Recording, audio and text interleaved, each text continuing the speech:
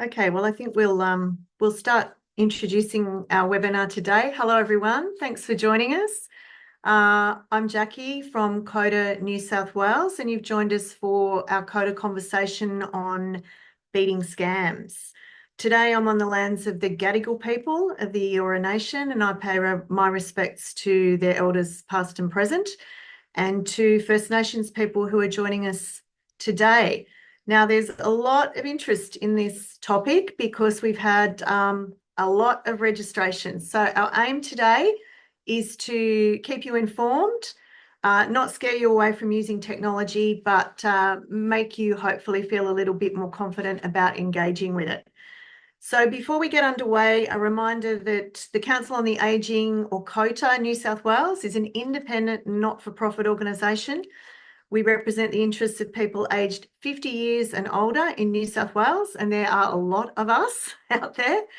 We work with everyone in the community and our members to ensure the views of older people are heard and acted on. So if you're new to our webinar, we'll introduce this topic, as I said, and our invited speakers, and then they'll talk to us in more detail. This webinar is being recorded. It will be available to view on our website in coming days, and you can catch up with all our past webinars there as well. So I'll just let you know, you're very welcome to send in your comments and questions by using the Ask Question function at the bottom of the screen, and I can see that we've got a few comments coming in there already, which is fantastic. Hello from Shell Harbour. Hello to you. Thanks for joining us. So if you can't get to us today, you're very welcome to email us or contact us via our website, and I'll share some of those details later. So our topic today is beating scams, and we all need to know the latest of what's going on. There's more and more scams. They're getting cleverer and cleverer thanks to things like artificial intelligence. And we all now need to engage confidently online. It's a fact of life. So we've got some experts with us with the latest research and some lived experience stories to also share. Firstly, I'd like to welcome Clayton Fopp from the ACCC's National Anti-Scam Centre. Hi, Clayton. The centre was established a year ago to build on the work of the Scam Watch service. So really looking forward to hearing about this work. He's going to talk to the latest research and information, and we'll also be talking to this great resource, which is called the Little Black Book of Scams, or the Little Book of Scams. And we'll have a bit more information about that later. You can find it online, and it's in a number of translated languages as well.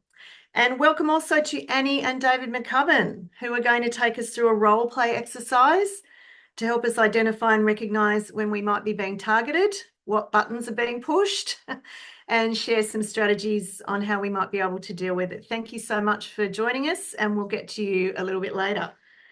So Clayton, excuse me, to you first, tell us about the National Anti-Scam Centre. What is it and what does it do?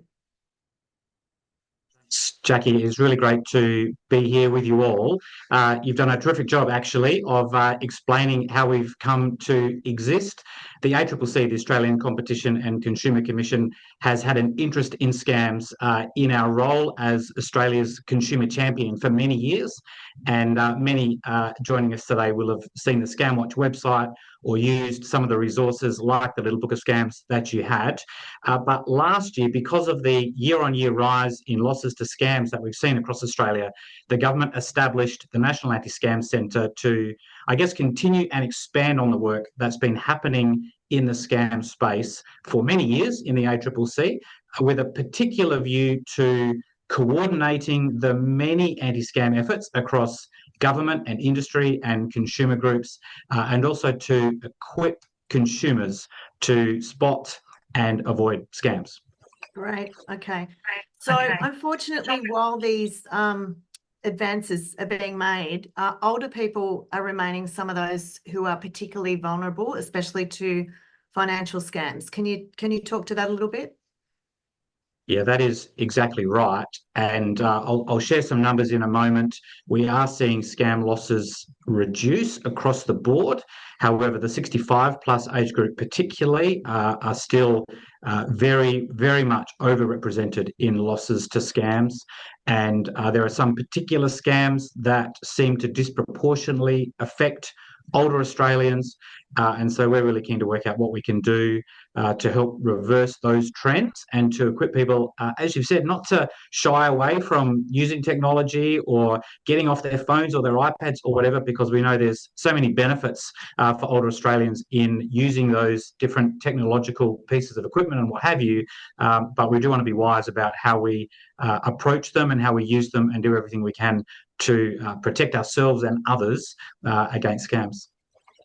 So we asked our COTA stakeholders to let us know about any scams that they might be experiencing. I, for example, yesterday got one telling me that my Coles points were expiring, and I don't have any Coles points. But sometimes when you're very busy and you haven't got time to check, or you just, not clicking on that link can be very, very hard. So just how big are scams right now, especially as we roll up to the end of the financial year? I know there's some ATO scams out there, for example. Yeah, one of the things that we know is there are some scams that just kind of roll, I say just kind of roll along, have a terrible impact, but their impact isn't seasonal or not very. And then there are other scams that come at particular times. So we know that there are some ATO scams, as you say, coming to the end of the financial year with impersonation of the tax office.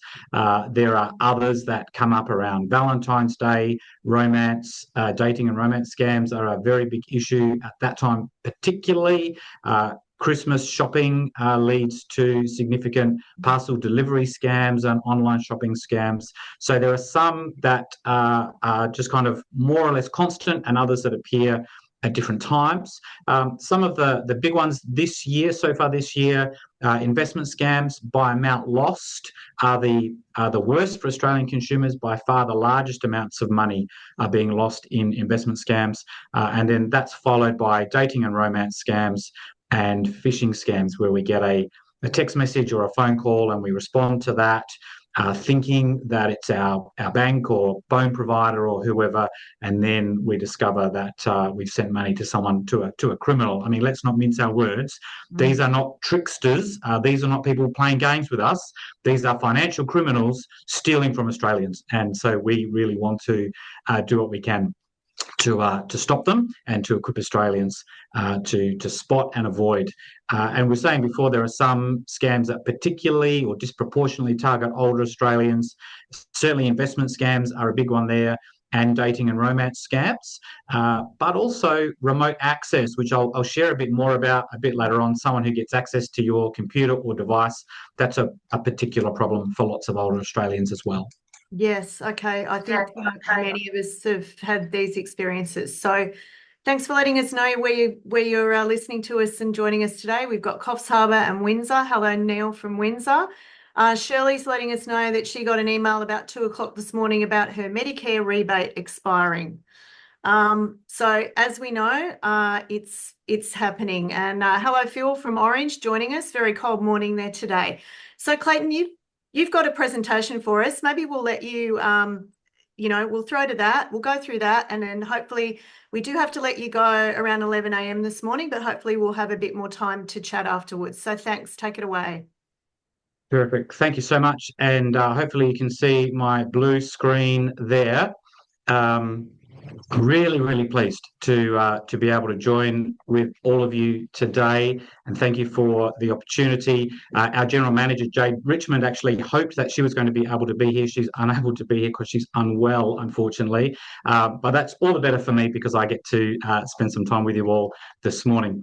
As Jackie said, I do need to head off. Unfortunately, I can't stay for the whole time, but please do ask questions, I think, in the chat, and Jackie will then feed those to me so we can have a bit of a discussion. But I thought I'd set the scene a little bit in terms of what's happening in Australia. Last year, Australians lost over $2.74 billion to scams. Now, that's a lot of money. The slightly good news is that that's down from the $3.1 billion lost in 2022. But that figure is still way too high, isn't it? And as we've been saying, people in the 65 plus age group are disproportionately affected. Haven't seen some of the reductions in scam losses that we have observed in the last year. And 65 plus, the 65 plus cohort accounts for over a quarter of all scam losses reported to ScamWatch. So this is a live issue for lots of us, isn't it? And so as we said, because of this last year, the government invested $58 million to establish and run the National Anti-Scam Centre within the Australian Competition and Consumer Commission. And our role is to facilitate partnerships across government, law enforcement, industry, and consumer groups to support the community in the fight against scams. Our role is not to do all the work, but to support and to join up the different pieces of work that are being done across the country. But what do we mean when we talk about a scam? At its most basic, a scam is where someone tries to deceive you into giving them your money or your personal information. And 3/4 of all scams involve some element of impersonation, someone pretending to be who they're not. Maybe a friend, maybe a family member, maybe a bank, maybe Coles, whoever it is. We're not talking about dodgy business practices or aggressive marketing or computer hacking, a cyber incident like the Medibank or Optus hacks. They can be a problem, but it's a different problem.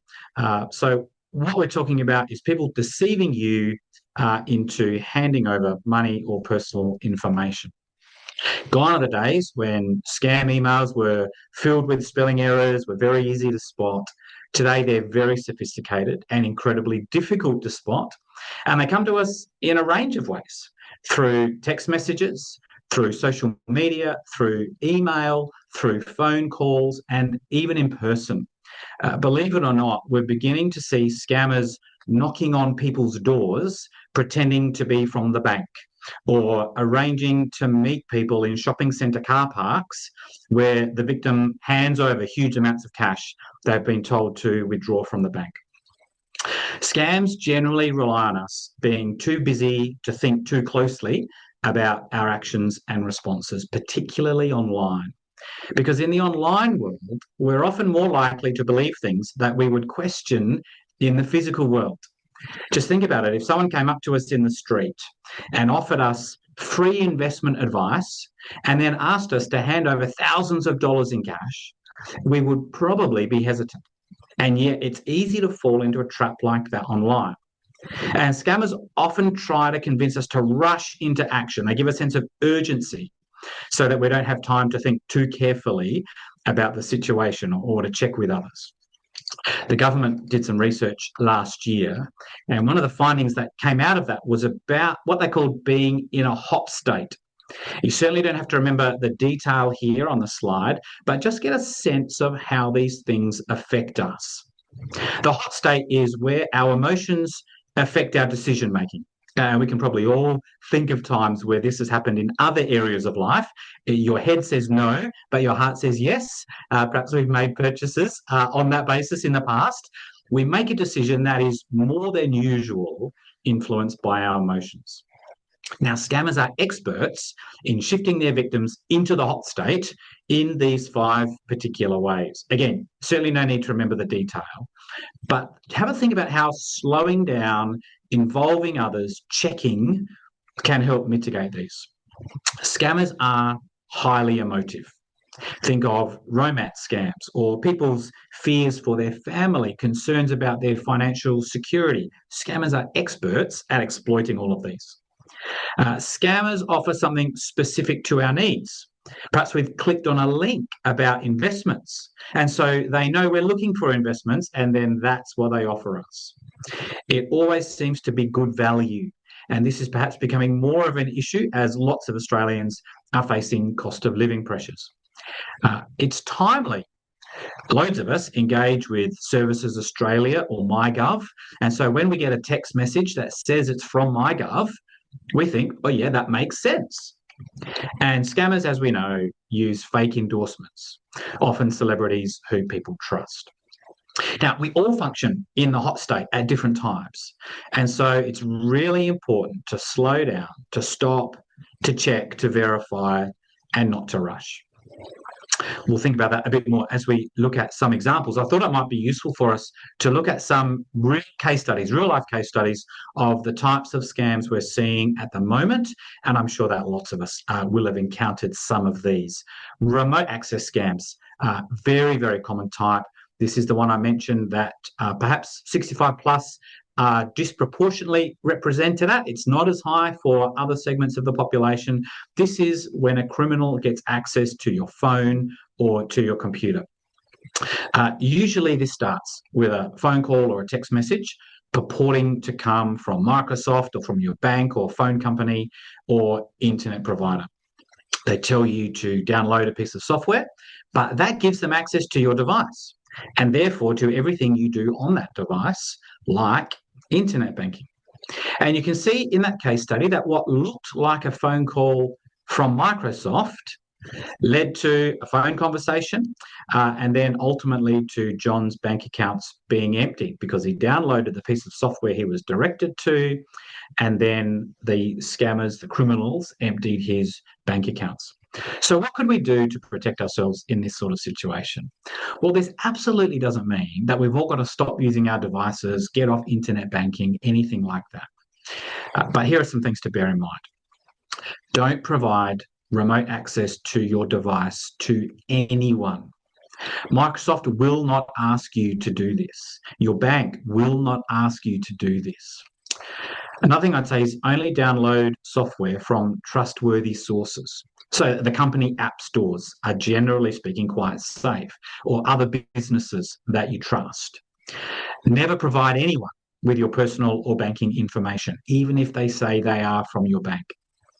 And a useful tip for almost any type of scam, if you get some kind of unexpected contact, it is absolutely okay to hang up and call them back on a phone number that you've sourced independently. So not the number that the message or the scammer perhaps gives you. Find a number on the company's website.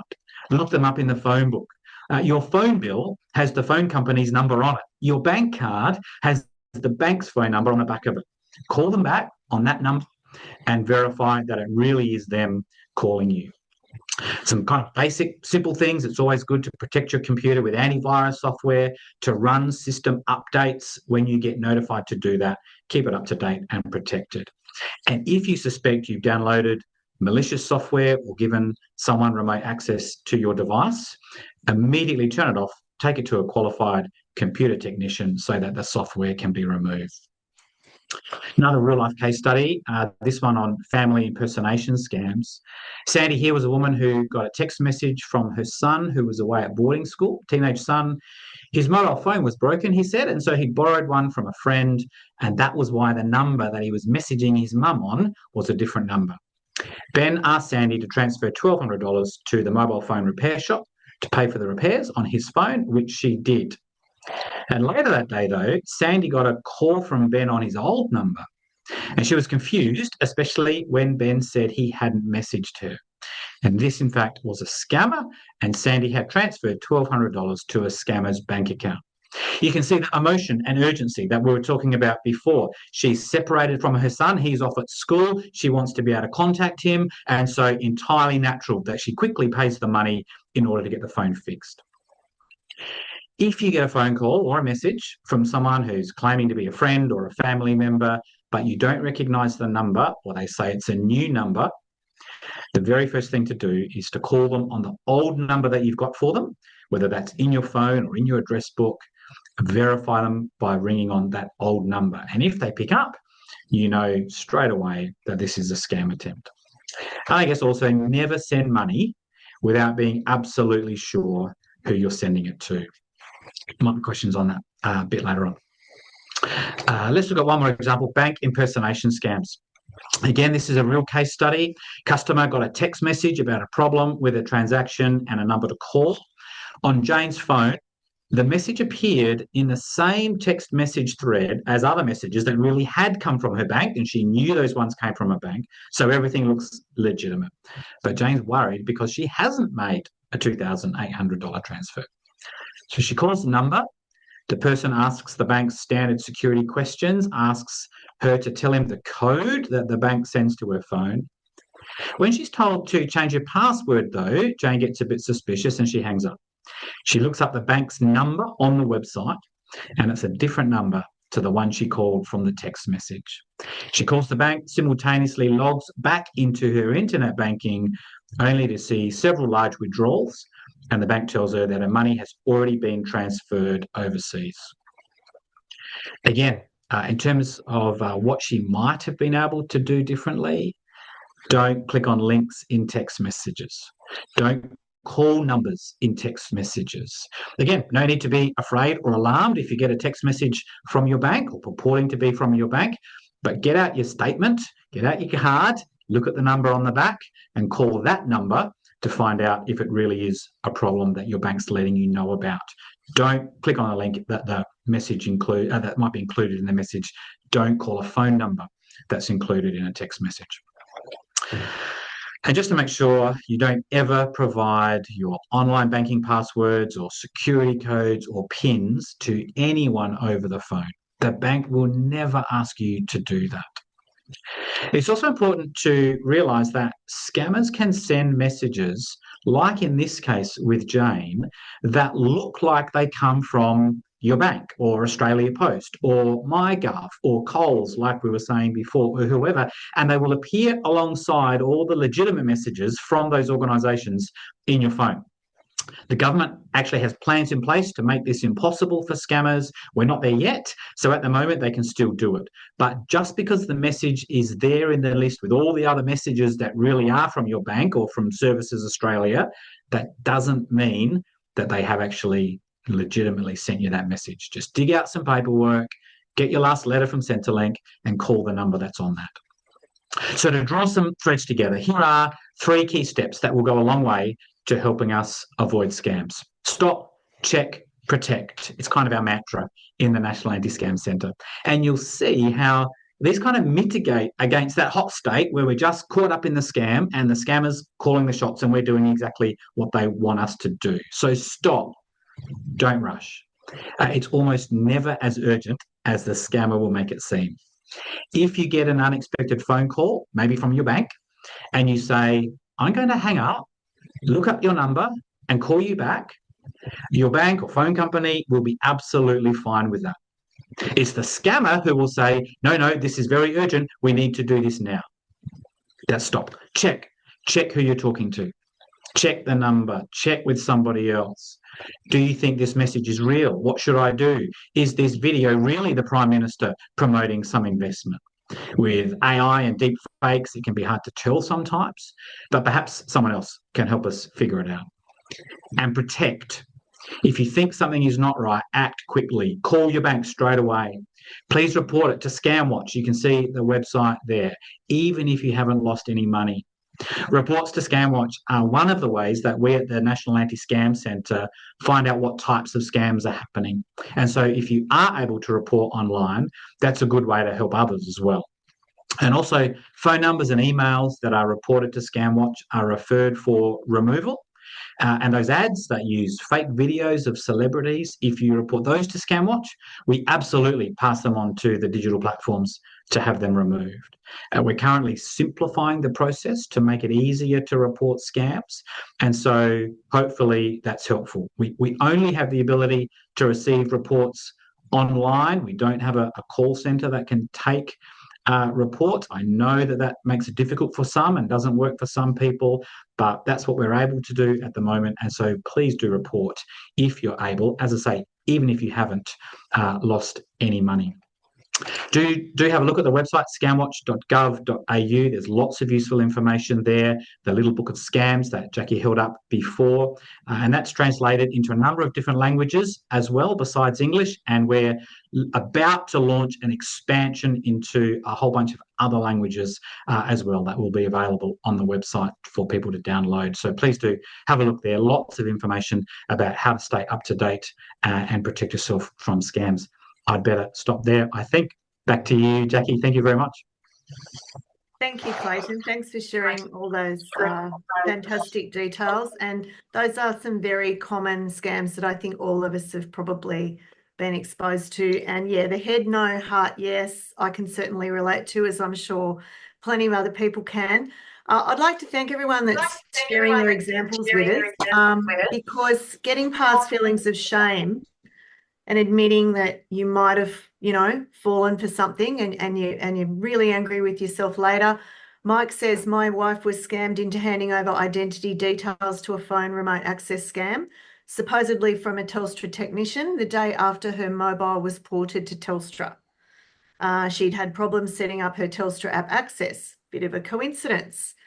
He also says a concern is the SMS scams. My rule of thumb is to not click on the links, but reviewing a radiology advice about MRI results. They sent me a URL to click on in an SMS together with a one-time access code. So it can be really confusing sometimes, can't it, Clayton?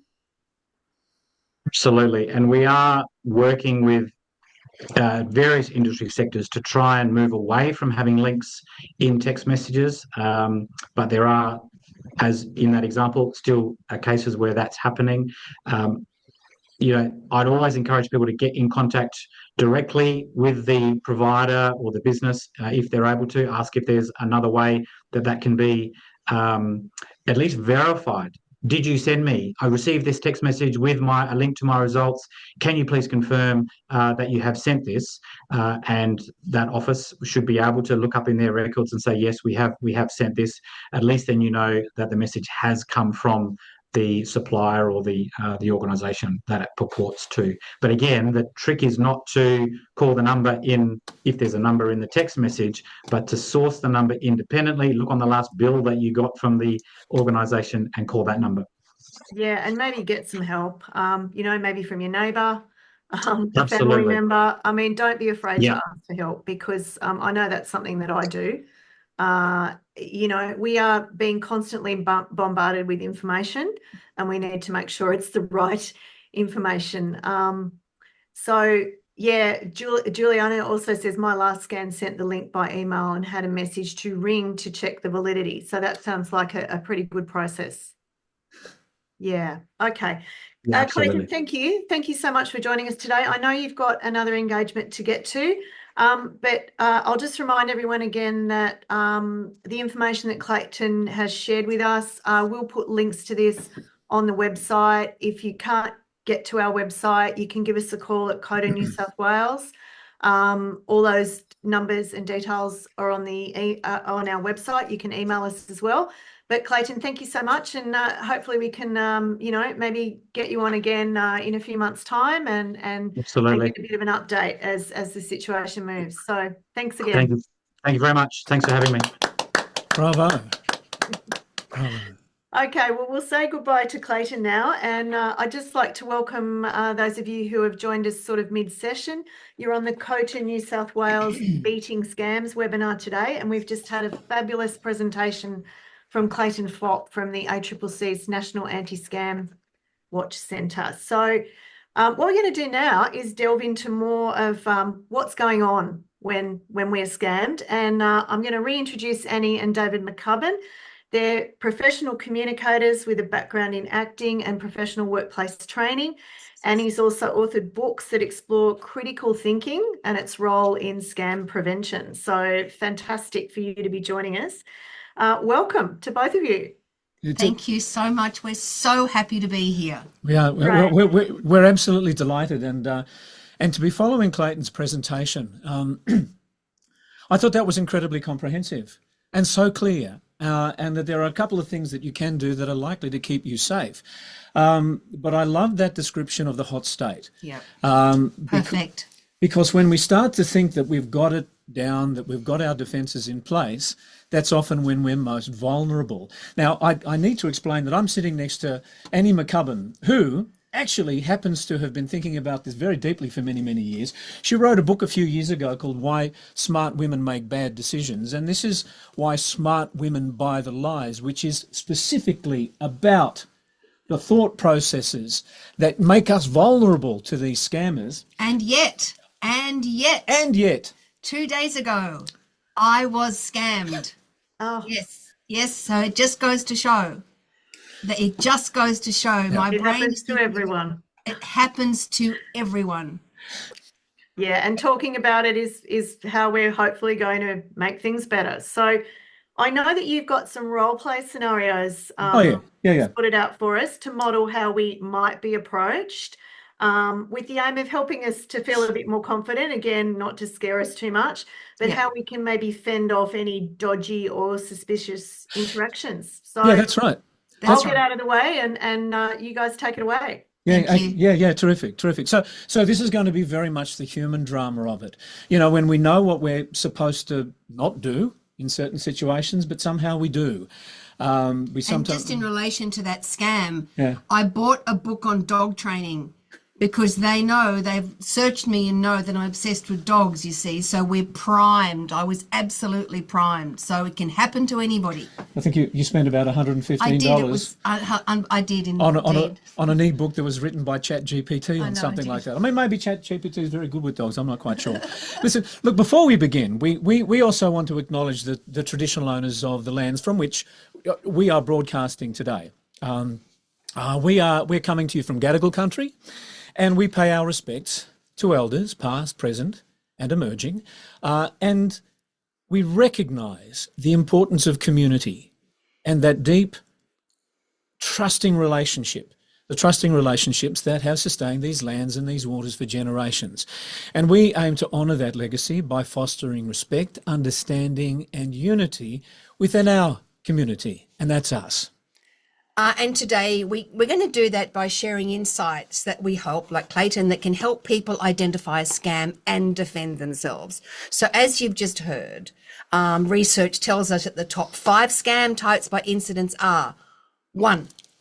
Okay, we have romance scams or relationship scams. Okay, they don't necessarily need to be all lovey-dovey, but a trusting relationship. So a scammer will create a fake profile on a dating website or on social media, and they will build trust over weeks or months before inventing a crisis that requires financial help. The second one, as was mentioned before, investment scams, promises of high returns with little risk, pressure to invest quickly to avoid missing out. So that's that hot state. Okay, Clayton also mentioned the remote access scam. So a cold call claiming to be somebody from the tech company or the security company. They will request remote access to fix a non-existent problem. And lottery and prize scams informing victims they've won a prize or lottery that they had never even entered, requesting fees or taxes to release the prize. And finally, fake charity scams. And so these might exploit a current disaster or a crisis to solicit a donation. And they will use a legitimate sounding charity name. Now, that's certainly not all the scams targeting older Australians. However, there are strategies and tactics that are common to many scams that steal, no other word for it, they steal savings, they steal peace of mind, and they steal much more than money. And it's horrible. We're all vulnerable. We are all targets, and we are vulnerable because we are human. And the last thing we want is to make anyone feel they've been unforgivably stupid if, as I have just spoken about myself, if they have fallen prey to a scammer's trick. Yet scams work because people are vulnerable, and we will always be vulnerable. We have cognitive biases that distort our perception, to move into that hot state, as Clayton described it. We can be persuaded by logical fallacies. So these are statements that sound convincing, but once subjected to some scrutiny, they make no sense. Scammers manipulate our thoughts and our feelings using these vulnerabilities. So we're going to spend this little bit of time identifying the markers of the top 5 scams, strategies, tactics and schemes, and the stories that scammers tell. And then we'll identify the cognitive biases and the logical fallacies that the scammers are playing on. And finally, psychological self-defense. What can you do if you smell a scam? Okay, let's start by digging a little deeper into each of these scams. And let's begin with the romance scam. So as David mentioned, romance scammers create fake profiles and build trust over time. They often use attractive photos and endearing messages to lure their victims in. Okay, here we go. Hello, Annie. I've lost my feed. Hang on a second, I will get that for you. Okay. Hello, Annie speaking. Okay, it'll be there in a second, don't you worry. Hello, can you hear me? It's Annie speaking. Okay, hi, Annie, it's David here. Now, I don't know whether you remember, but we met at the community centre last month. You remember? I think I helped you on with your code. Oh, yes. Oh, David. Yes. How kind of you to call. How are you? Yeah, look, I'm doing really well, thanks. And look, I was just thinking about the chat that we had, and it was really lovely. You know, I really enjoyed your company. And look, I'm only just starting to find my way around this whole Facebook thing. And look, are you on Facebook? Yeah. Yeah. Okay. Look, I wanted to send you a friend invitation. Yeah, a friend invitation, but I'm not sure how to do that. Can you help me? I mean, you know, being an expert on Facebook and everything. I wouldn't say I'm an expert, but yeah, okay. Do you have a pen? Yeah, I do. Okay, and so, you know, we take it down and we make a connection. And then a few months later, after a bit of, you know, chatting backwards and forwards, I send Annie an email and I explain that I'm overseas, there's been a bit of a problem and I need some help. David, I just got your email. What happened? Oh, Annie, sweetheart, look, it is so good to hear your voice. Look, I'm so sorry to ask, but I'm in a terrible bind. My access to our sort of local company accounts, it's been frozen due to a mistake, and I need some money to settle some things here. Otherwise, I'm going to miss my flight home. And look, I'm so sorry. I wouldn't ask if it wasn't urgent. Oh, that sounds awful. How much do you need? Oh, thank you so much. Look, it's just a short loan, just to get me through, and I will pay you. I'll pay you back as soon as I get back in the country. But I'm asking, could you please transfer $5,000 into my credit account? $5,000? Oh, a lot of money, David. Are you sure there's no other way? Yeah, look, I wouldn't ask you if there was. You are the only one that I trust with this, Annie. Look, please, I need your help. Oh, all right, David, I'll help you. Just give me your account details. Thank you, Annie. I knew I could count on you. I'll send you the details right away. He needs me. I can't let him down. Okay, let's talk about romance scams. Now, scammers, very clever. They will create a fake profile on a dating website or on social media, and then they will work on building trust over weeks or even months before they invent a crisis that requires financial help. So it's all about making you believe in a relationship that's not real. Yes, and they rely heavily on cognitive biases. The effect heuristic, a mental shortcut, plays a big role here. Emotional connections can really cloud your judgment. Plus confirmation bias, biggest bias of them all, makes victims look for evidence that confirms the scammer's legitimacy. She wants him to be the real deal. She wants love. It's understandable. That's exactly right. And they use logical fallacies too. So they will use an appeal to emotion, you know, where they will spin a sob story in order to solicit sympathy and action. And they may also present false dilemmas. Okay, so it makes it look like sending this money right now is a life or death situation. Absolutely. So to defend yourself, be skeptical of requests for money from online acquaintances. Always verify their identity through video calls or reverse image searches. Okay, so if we go again to the drama, what could it look like this time? Okay, ring, ring. Oh, David, I received your email. Why do you need money? Oh, well, Annie, it's so complicated. That's okay. Okay, all right then. Okay, so I have to settle some accounts in a local currency. We're using a quite sophisticated two-step authorization process to protect ourselves from financial crime, but I've just learned that the credentials aren't being decrypted accurately because of the internet protocols. And look, please, I need your help. Look, $3,000 would get me through. David, I've been advised to be cautious with online acquaintances asking for money. I think we should have a video call to discuss this. A video call. Look, I'm not sure I can manage that right now. The connection here is terrible. David, if you really need my help, you'll find a way to make it work. Otherwise, I'm afraid I can't help you. Annie, please, look, believe me, I'm in real trouble at the moment. I'm sorry, David. I need to protect myself. If you're truly in need, I hope you find help elsewhere. Goodbye. Okay. So now, well done, Annie. Just putting those things, those ideas into action, in that moment, and thus avoiding the hot mess. Okay. Now we're going to have a look at investment scams. That's right. We're moving on to the investment scam now. So, investment scam could go a little bit like this. Now, sometimes the investment scam will actually begin from a cold call, or it could be somebody who's actually established some kind of relationship with you. Not initially saying, I'm going to be your financial advisor, but on a moment, she could get a call like this. So, ring, ring, ring, ring. Hello, Annie speaking. Hey, Annie. Look, it's David here. How you going? Fine. Good. How are you? Listen, I'm so excited. I've come across some exciting news. I came across an amazing investment opportunity. High returns, minimal risk.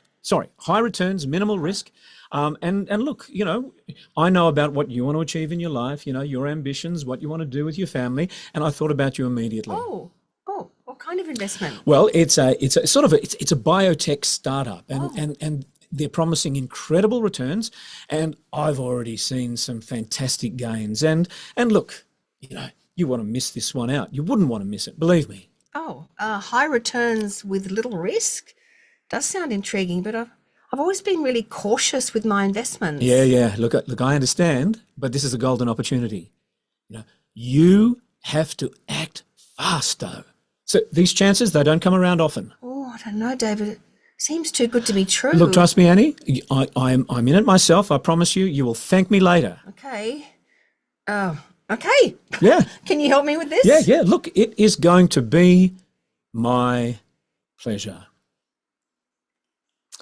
Okay.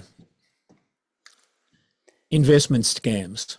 So quite simply, promising a high return with little risk. And then there is that creating pressure to invest quickly to avoid missing out. It's a classic tactic to get you to part with your money without thinking it through. Again, these cognitive biases, these flaws in all our brains are at play here, including the sunk cost fallacy, where victims keep investing to recover their initial losses, and the overconfidence effect, where you might believe too much in your own investment decisions. Okay, the scammers, they also use logical fallacies, like that appeal to authority. I could be citing the fake expert, Koshi's on board, or Mark Boris thinks this is great. And also there's the bandwagon fallacy. So the bandwagon fallacy is saying that other people are doing it, other people are investing successfully, you should get on the bandwagon. So to protect yourself, research thoroughly before investing and consult a licensed financial advisor. It's important to take your time and not to rush into anything. Watch for that hot response. Yeah. Okay. So why don't we go back to the drama again, and let's see if Annie's better at defending herself this time. Ring ring. Hello, Annie speaking. Annie, hi, it's David here. Hi, David. Look, I'm so glad that you picked up. I've got some incredibly exciting news. I came across an amazing investment opportunity, really high returns, minimal risks. And, I know about what you want to achieve in life and your ambitions and the holidays that you want to have. I thought about you immediately. Oh, what kind of investment? Yeah, it's a biotech startup. Oh. And look, they're promising incredible returns. And I've already seen some great gains. You wouldn't want to miss out on this, believe me. High returns with little risk? Yeah. It does sound intriguing, but I've always been cautious with my investments. Yeah, look, I understand, but this is a golden opportunity. You have to act fast, though. Okay, these chances, they don't come around very often. I think I'll pass, David. I need to research thoroughly and consult with my financial advisor first. You're going to miss out, Annie. This is a limited window. If it's that good, it will withstand scrutiny. I appreciate the offer, but I need to be careful with my money. Okay. So, the remote access scam. Let me just get the key notes that I want to share on this. So, that was the investment scam. I'm sorry. Our investment scam insights. Okay. So, as you can see, classic tactic. Oh no, we made it, didn't we? Yeah, we are going to move on. Apologies. We're all good. We're all good. We are going to move on to the remote access scam. Yeah, that's right. Okay. So this one, here we go. The remote access scam. This, of course, is the scam where I'm going to persuade Annie to basically download something that gives me access to her devices. Yeah. Here it is. Here we go. Ring, ring. Hello, Annie speaking. Hi, Annie. It's David here. How you going? Oh, good. Unbelievable coincidence. Yeah, I've been doing a bit of contract work with a security company called Tech Secure. And can you believe this? We've detected issues on your computer. Now, can you spare a couple of minutes? Issues? What kind of issues? Okay, so it seems that your computer is infected with malware. Now, I can help you fix it, but I'll need remote access, and it's terribly urgent. Oh dear, that sounds serious. What do I need to do? Okay, well, just follow my instructions to download the remote access software. Oh, okay. Can you can help me with this? Yeah? It'll be my pleasure. Okay. Okay, so remote access scams. All right, it's all good. It'll generally start with a cold call, could be a warm call, claiming to be from the tech company or the bank.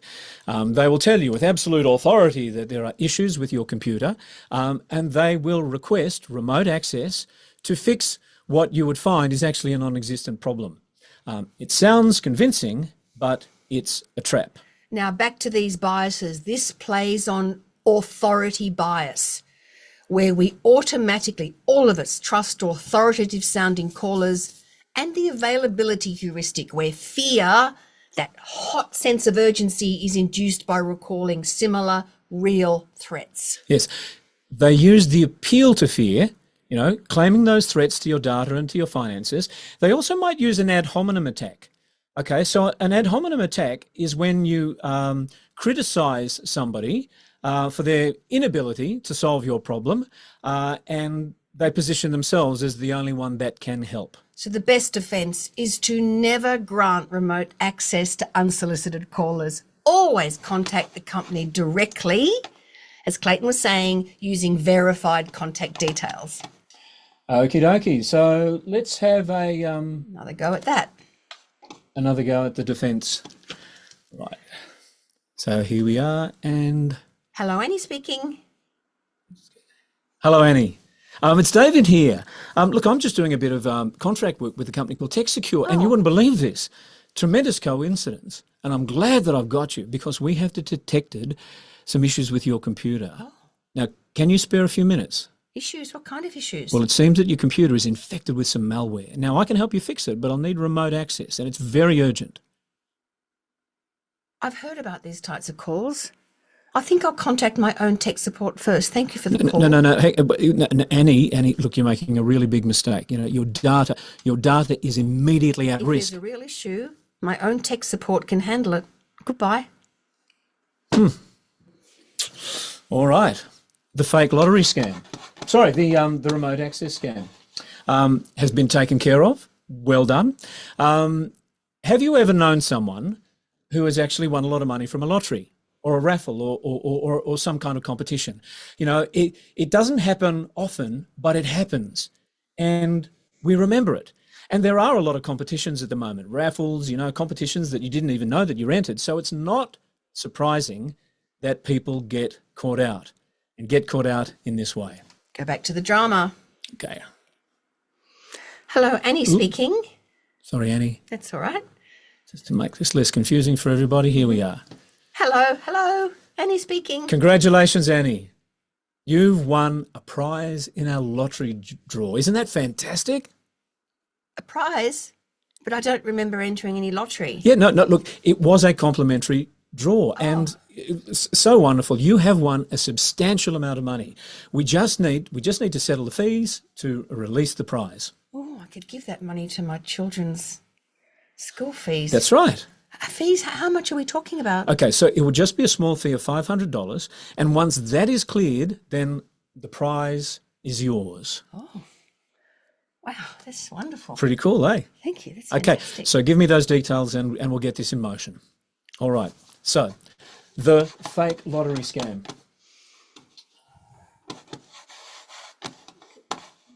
Notes here. Sorry. It's all right. We can all just have a cup of tea while we wait. It's all good. Okay. Oh, that's not the one. Sorry, everybody. We've got a full studio going on here at the moment. And a mouse that isn't working terribly well. Yeah. We all have computer problems. All right.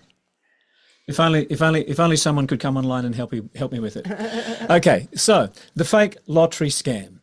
You won a prize in a competition that you never entered. And then they request fees or taxes to release that prize, which of course doesn't exist. Now, this plays on our very natural human optimism bias, where you believe in a favourable outcome despite low probabilities, and also illusory correlation, where you perceive a connection between unrelated events. Okay, so there's a logical fallacy there as well. They will use false cause, claiming that you must pay the fee to receive the prize. Begging the question, assuming that the win has actually happened, that it's genuine without any evidence whatsoever. So to defend yourself, remember that legitimate lotteries don't require upfront payments. Always verify any winnings through official channels. Okie doke. Here we go. Skepticism and right. Now, let's have a look at Annie B a bit more self-defensive. Here we go. Definitely got a couple of computer issues happening here. Okay. All right. Hello, Annie speaking. Annie, it's David here with fantastic news. Oh, what is it, David? Well, the fantastic news is that you've won a prize in our lottery. Isn't that fantastic? Yeah, that's fantastic. I don't remember entering any lottery. Yeah, that's okay. It was a complimentary draw. Oh. Yeah, you've just won a substantial amount, but we need to settle the fees to release the prize. Fees? Yeah, I've heard that legitimate lotteries don't require fees. Are you sure this is legitimate? Absolutely. Annie, look, it's a standard practice. I think I'll pass. I'm not comfortable with this. No. Annie, you are missing out on a huge win. No, thank you. Goodbye. It's very satisfying hanging up on them. Okay, and now our final one. The final one is we're going to look at is the fake charity scam, Which is so disgusting. Yeah, I mean, particularly disgusting because of the way that they,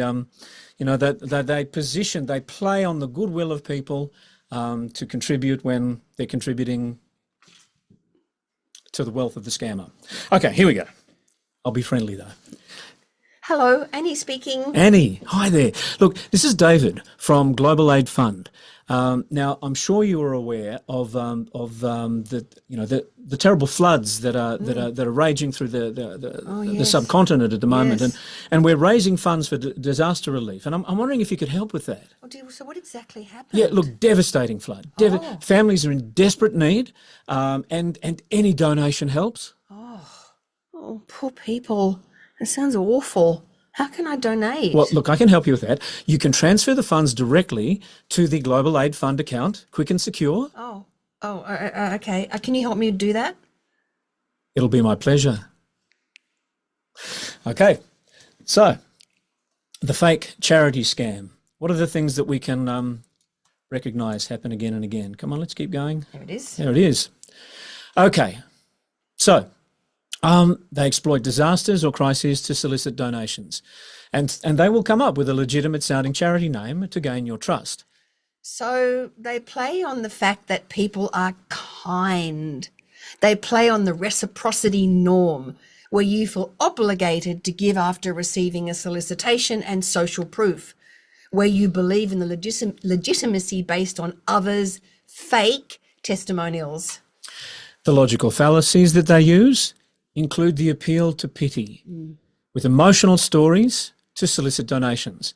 And then there's the false equivalence, comparing their fake charity to the real ones. They might say something like, of the money that you donate, over 80% of it actually goes to the people in need, unlike so-and-so who take 50% for administration. So to protect yourself, research charities through verified sources like the ACCC, Australian Charities and Not-for-Profit Commission, donate directly through official charity websites. And that's a wrap. That's a wrap on the strategies and tactics and schemes that the scammers use. Remember, just being informed and cautious is your best defence against these malicious tricks. Yeah. Wow, thank you. That was amazing. To see those role plays played out by Annie and David, and to listen to some of that key language that we all respond to, the heart and the head. Thank you so much. Our pleasure. I certainly learned a lot. We've had a few great comments. So polite when you say no. You should hear some of the things I say to them. Oh, really?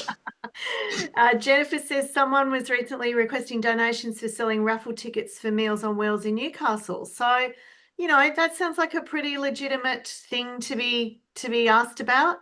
Another comment, I get approached for romance scams all the time on Facebook. Delete, block, report, repeat.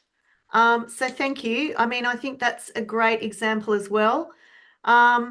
Chris says, my experience is that the scams are getting easy to detect, but unfortunately probably means they're only going to get smarter and harder to detect. And I think that that's something that Clayton certainly touched on.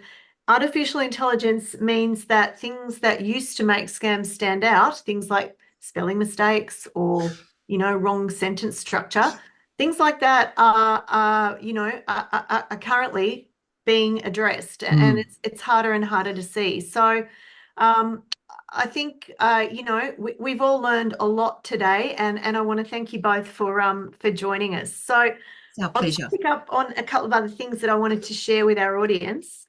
One thing we didn't get to today is ID Care, which is an identity recovery service.